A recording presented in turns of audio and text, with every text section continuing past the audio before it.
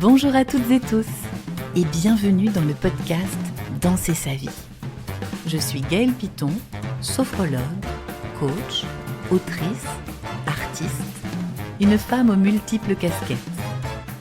Dans ce podcast, je vous partage mes réflexions et conseils avec authenticité et liberté. J'ai également le plaisir d'accueillir des personnalités inspirantes pour vous aider, vous aussi, à danser votre vie. Vous êtes prêts ? C'est parti ! Bonjour à toutes et tous les danseurs de la vie et bienvenue dans ce nouvel épisode du podcast. Aujourd'hui, j'aimerais échanger avec vous sur mon côté perfectionniste, mon beau petit syndrome de la bonne élève. Alors, je travaille sur ces thématiques depuis très longtemps, mais c'est un chemin, vous le savez, et donc il y a encore parfois quelques résidus. Il faut aller travailler dans des couches un peu plus profondes à chaque fois.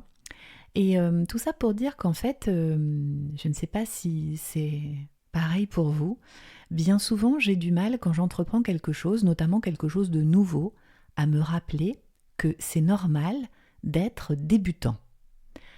Je vous donne un exemple. Par exemple, donc lorsque j'ai publié mes livres, j'ai beaucoup de mal à partager mon texte avec l'éditeur avant qu'il ne soit complètement terminé.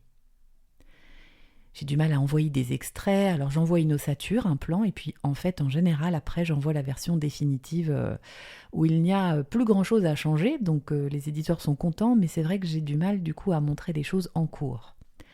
Dans le spectacle que je travaille actuellement, c'est très très difficile. Là, je suis allée en création lumière chez Philippe de Coufflet.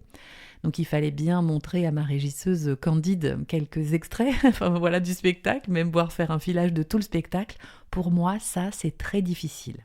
J'ai toujours l'impression que je vais être jugée, que si c'est pas parfait, je vais pas y aller. Voilà, donc voilà, je travaille ça, mais c'est encore très inconfortable. Et c'est valable pour tout un tas de choses quand je travaille une nouvelle compétence aussi. Et dans les groupes de sophrologues que j'ai pu accompagner, en coaching notamment, j'ai constaté qu'effectivement, parfois, on a du mal à se dire que c'est en faisant que l'on apprend.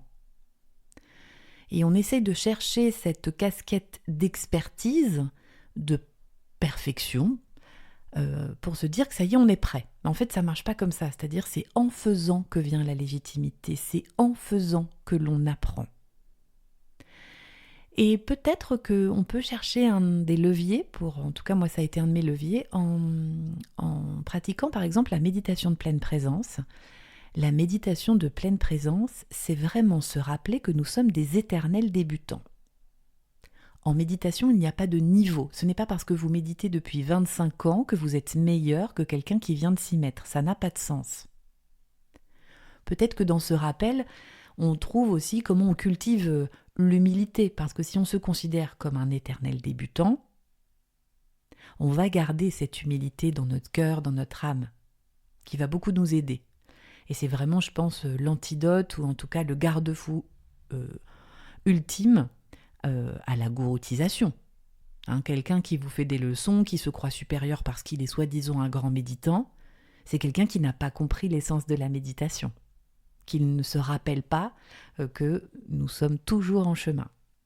Dans la méditation, à la fin de chaque méditation, en général, on préconise de faire une dédicace, dédier les bienfaits de notre pratique à quelqu'un qu'on connaît ou même au monde entier, qui en a bien besoin. Et cette dédicace, elle a vraiment ce sens-là, c'est-à-dire de ne pas voir la méditation comme une pratique auto-centrée, égocentrée. Au contraire, comme une pratique d'humilité. Et que c'est un entraînement. Chaque jour, on remet notre travail au travail, justement. Alors c'est vrai que dans ces premières fois, il y a aussi souvent la peur qui vient pointer le bout de son nez, la peur de ne pas être assez bon, la peur d'être jugé par les autres. En tout cas, moi, c'est vraiment ça. C'est-à-dire que montrer mon texte à un éditeur, c'était s'exposer au jugement, au fait peut-être de ne pas bien faire ou de devoir changer des choses parce que c'est pas pertinent. Et puis, soyons clairs aussi, la société, elle valorise beaucoup plus le savoir-faire, pas tellement le processus d'apprentissage. Mais dans un livre, dans un spectacle ou dans une nouvelle compétence, le chemin, il est aussi important que la destination, c'est-à-dire tout ce qu'on va faire pour acquérir cette nouvelle compétence. Et ça, c'est très important. Donc j'aimerais que vous puissiez vous rappeler qu'en fait, être débutant, c'est accepter de ne jamais savoir définitivement. Je vous invite vraiment à regarder un domaine de votre vie où vous pourriez redevenir débutant et de vous en émerveiller avec beaucoup de curiosité, avec un regard neuf, un regard frais. Peut-être que vous pouvez aussi choisir cette semaine une petite première fois, même minuscule, juste pour retrouver cette fraîcheur, une activité que vous n'avez jamais tentée, à un endroit où vous n'êtes jamais allé par exemple. En tout cas, garder cette fraîcheur du débutant, ça demande beaucoup de courage et ça permet de ne pas aussi être blasé, de toujours aussi s'améliorer. Pas dans le sens de la perfection ou de la performance, mais vraiment dans le fait de devenir meilleur pour soi, meilleur pour les autres. Et ça permet de cultiver une grande compréhension, une grande ouverture. Donc restons des éternels débutants dans la danse, dans la vie, dans l'écriture, sur notre chemin. C'est un peu une façon de retrouver aussi notre enfant intérieur qui est au tout début de l'apprentissage. Et ça, c'est vraiment merveilleux. Donc voilà, je vous invite à valoriser ces débuts, à valoriser le fait d'être débutant et de partager peut-être ce podcast à qui aurait besoin de l'entendre.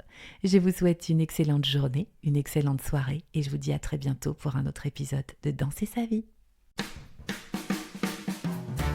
Cet épisode vous a plu ?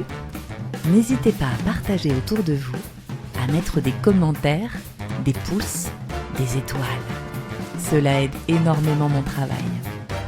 Et si vous voulez en savoir plus sur toutes mes casquettes, rendez-vous sur mon site internet www.gaelpiton.com ou sur les réseaux sociaux Facebook, Instagram, LinkedIn. J'ai hâte de continuer ces partages avec vous. À très bientôt.